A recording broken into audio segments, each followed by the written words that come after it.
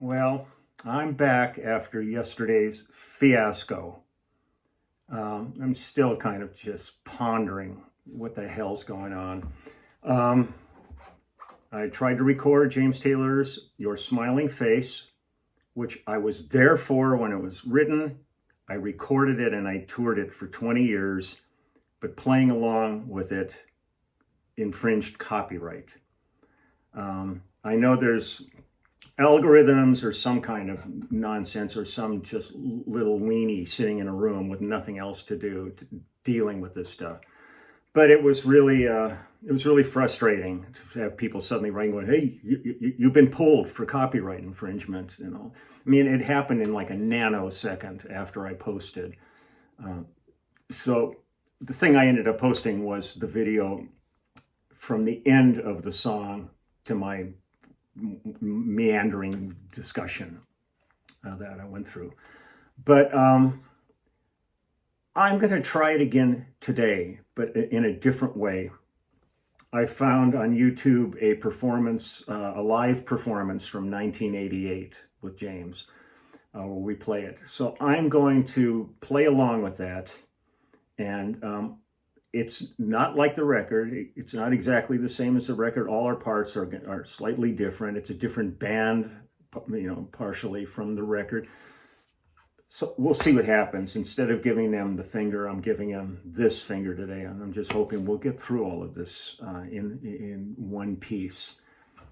It's anxious, with these people. I mean, it makes me just nuts because I just want to have fun with you guys. I just want to play parts and show stuff and hang out. This is our social time together, and I love it, and I don't want it to be infringed on by some kind of nonsense. You would think they would be happy to have you talking about stuff that's on it because it might help sell more catalog. They would make money instead of shooting themselves in the foot, but that's the record business.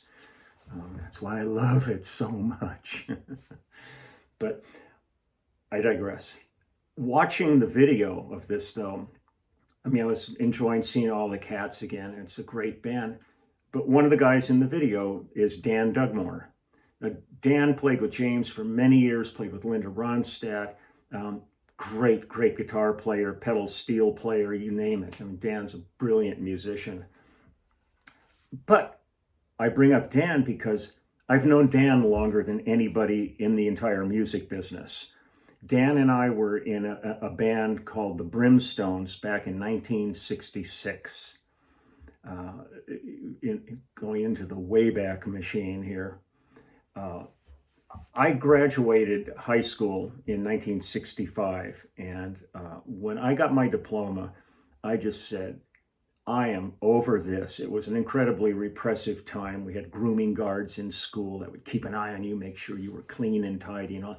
So I said, the hell with this. And the minute I got my diploma, threw the razor away, grew a beard, stopped cutting my hair at that point. So the Brimstones got hired for a gig at a local high school. I think it was Canoga Park High School, but I can't be certain on that, to play their senior prom. And we were thrilled, we were trying to get gigs and stuff. It was a nice band. So we show up at the school and we set our gear up on stage. We got a nice little proscenium and then curtain. And we set our gear right in front of the curtain. And I think the kids were all outside waiting to come in. We were doing our sound check. And the principal comes walking in and he takes one look at the band on stage and he goes, "There's no way that hippie's going to be on our stage." What are you talking about? But didn't want to screw up this gig. I mean, we had a gig. We wanted to make a little bit of money, and the kids had an evening of music they were waiting for.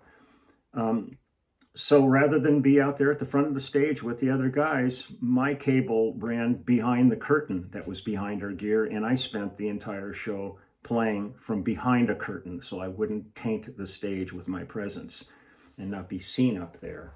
So it was kind of a Wizard of Oz moment, ignore the man behind the curtain kind of a thing. So we did the gig and that was it. But I love Dan dearly, and I'm really glad that we always kind of laugh about that because we both remember how insane that whole situation was. So But let's give a shot now at Smilin Face and see how this works out. And I'll get out my stopwatch and kind of keep an eye on how long it takes before I'm Peck's bad boy and taken away. I don't think it should happen with this because it's not the record. It's not a recording. It's not infringement. But you would think that they would be thrilled for you to be doing this because they would make more money if people go out and check it out and buy the album. I don't get it. So here's Smilin' Face, 1988. Oh, come on, just play it.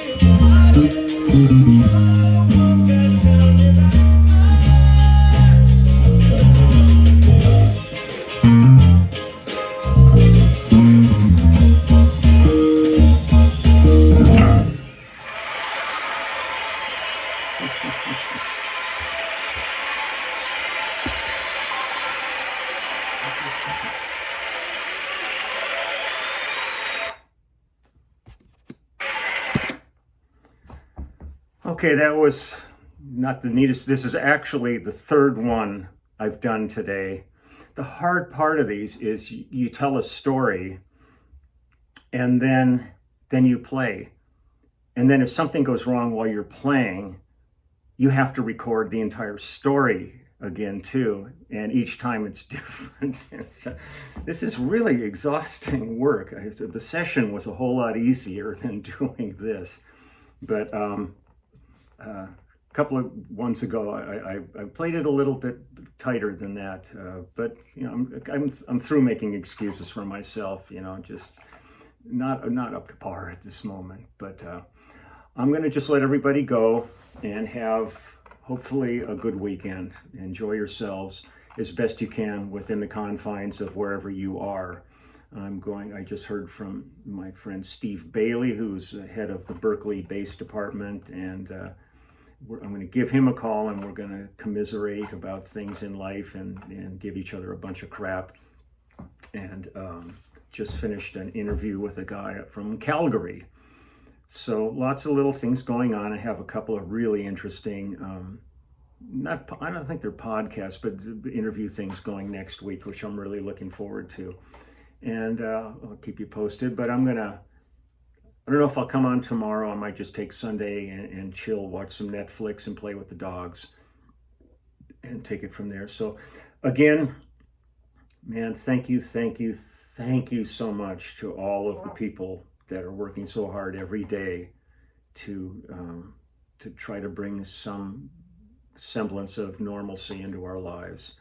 I again, watch the news. I don't want to be, to me, ignorance isn't bliss. Ignorance is just ignorance.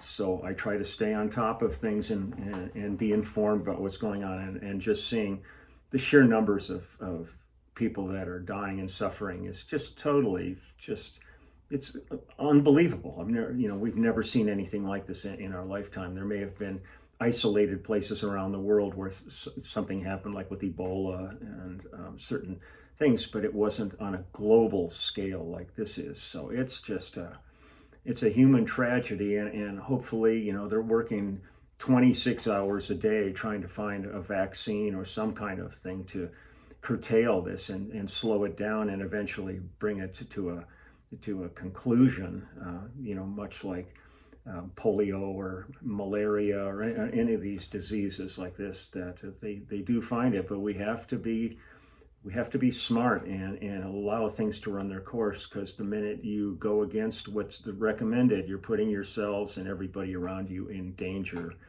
And there's really, other than frustration and stuff, and there's frustration, man, I know the frustration. And for so many people, it's the frustration of being locked up, not having any money coming in, wondering what they're going to do, the stress within a family structure. It's tough, but man, try to hang in the best you can, because everybody's important and we all need to survive this as best we possibly can. So have a good Saturday. Take a minute, think about all these people that are working so hard for you, and I will see you either tomorrow or Monday. I'll see how this works in terms of if there's any copyright issues with this, because if this one gets by, then any of the, like the JT stuff, I'll look for live shows and not do anything with the records that I was involved in. So I remember one time just shooting a video on the road, and I posted it, and like 5 minutes later, it was pulled, and I was being kind of told that it went against copyright. And I'm thinking, copyright? I just filmed it. It was like an old car in a parking lot. So, there's things going on that really are so maddening, because they defy logic. But defying logic seems to be our new norm, so whatever. Take good care, and I will see you later, and so I'll keep our fingers crossed and see what happens. And this finger is now going to hit the off button. Bye.